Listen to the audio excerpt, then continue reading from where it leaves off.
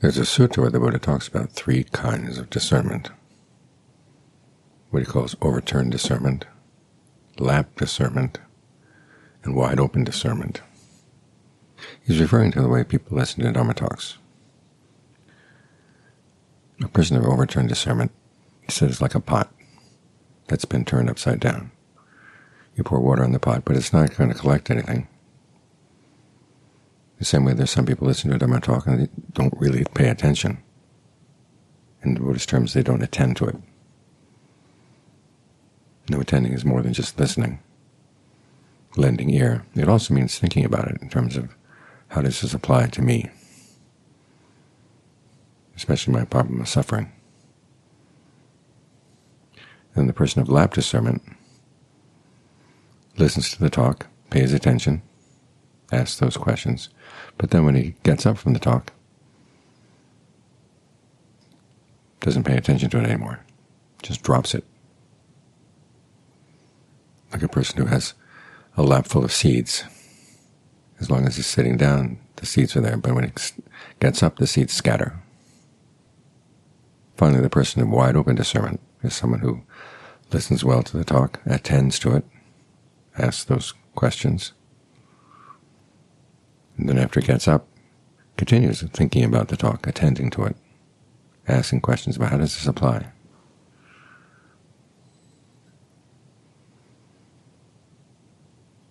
You listen to this, and you also listen to the other ways the Buddha talks about how you should ideally listen to a talk.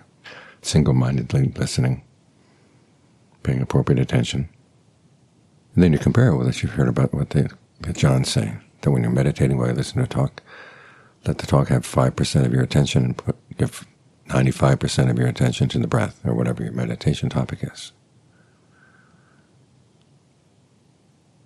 The idea being that if something the teacher is saying is actually applicable to what you're doing right now, take it in. It'll come right in without you having to send your attention outside.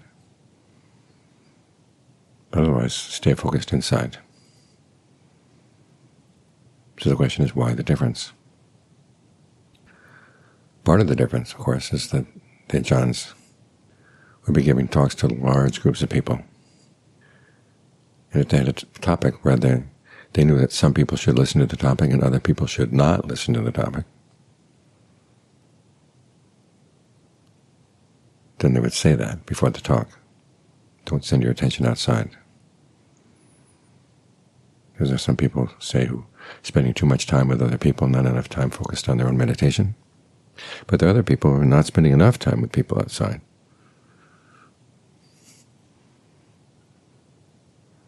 So they want to make sure that the right people listen to the right part of the talk. The Chah's image, with some people you see them going off to the right side of the road, so you say, go left, go left. Other people going off the left side of the road, so you tell them, go right, go right. If the wrong people listen to the instructions, people going off to the right will go further to the right and get way off the road. Same with the people going too far to the left.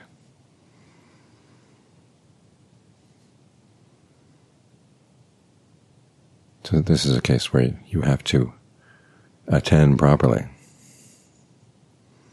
When you hear something in a Dhamma talk, how does this really apply to you? Does it apply to you? This is going to require some discernment. This is why the Buddha talks about this as an issue of discernment, how you attend to a talk. It has some sense that the speaker is not always talking to you directly. Maybe talking to someone else in the room. But you have to be honest about that. I know some cases where Ajahn Fuang was directly critical of one of the monks in the monastery. And later on I heard the monk saying, well, he wasn't really talking about me, he was talking about somebody else there. So you do want to take the instructions to heart, and you want to attend appropriately. How does this talk apply to me? How does this talk apply to the question of suffering? What am I doing that's causing suffering that I didn't notice before, but now the talk is pointing out? Or how might I perfect the path in ways that I hadn't thought of before?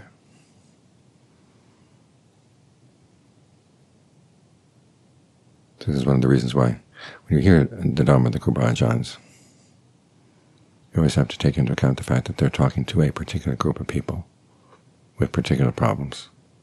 Those problems might be the same as yours, or they might not be the same as yours.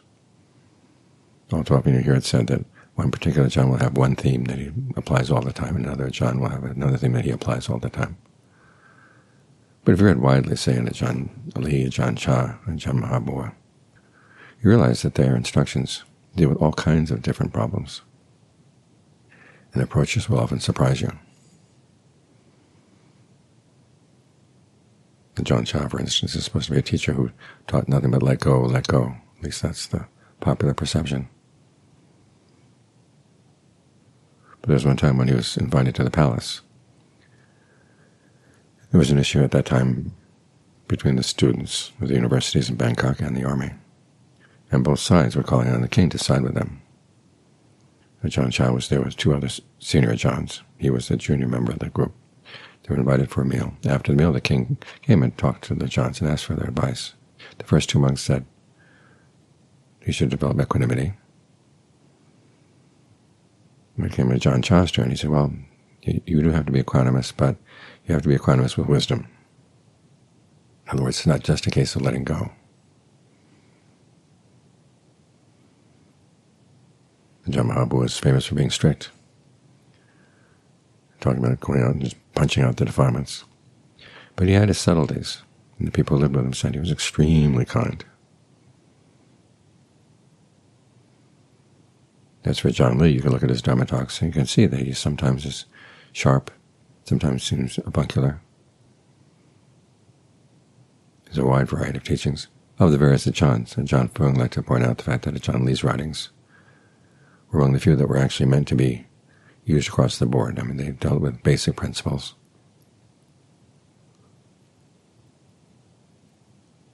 Whereas his Dhamma talks were meant for specific people at specific times. What's interesting, though, is that in translation, Ajahn Lee works much better in his Dhamma talks. There's something more appealing about his Dhamma talks than his treatises. But the treatises are good. They give you a framework.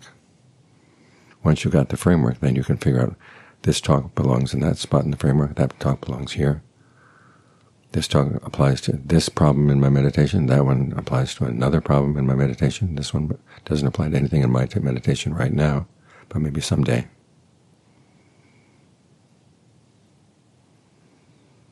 So you have to be discerning.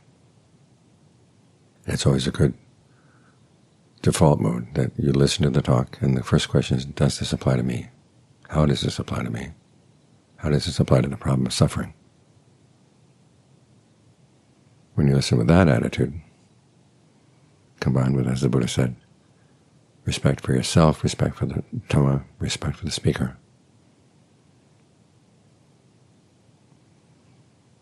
then you benefit. This, of course, is assuming that the speaker is responsible.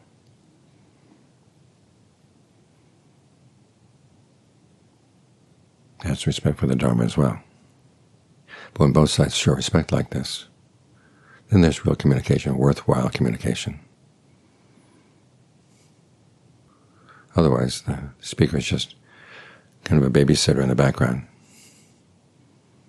making sure that the babies don't go wandering off in their thoughts, places they shouldn't go. Hopefully the talk actually gives information that's useful. It's worth taking to heart, worth attending to well, not only while you're listening, but also after you've gotten up.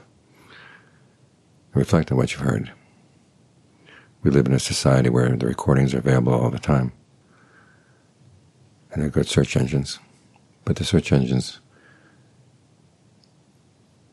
have their limitations, and you want to compensate for them by developing a good memory. This is one of the ways in which we develop mindfulness, the ability to keep things in mind. Traditionally, that was how it was done.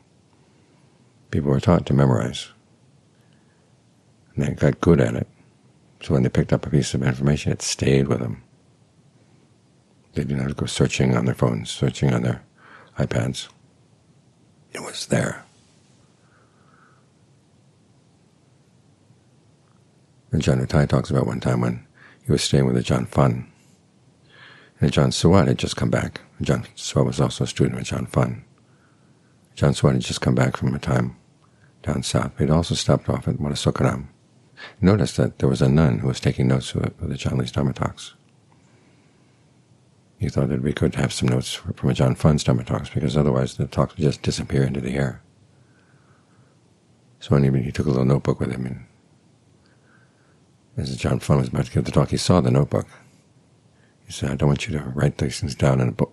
I want you to write them down in your heart." So it shows the Ajahns are not just saying, well, don't pay attention to the talk, or let it just be in the background. If there's something that's really worth listening to, worth remembering, remember it. Write it down in your heart. So it'll be there when you need it.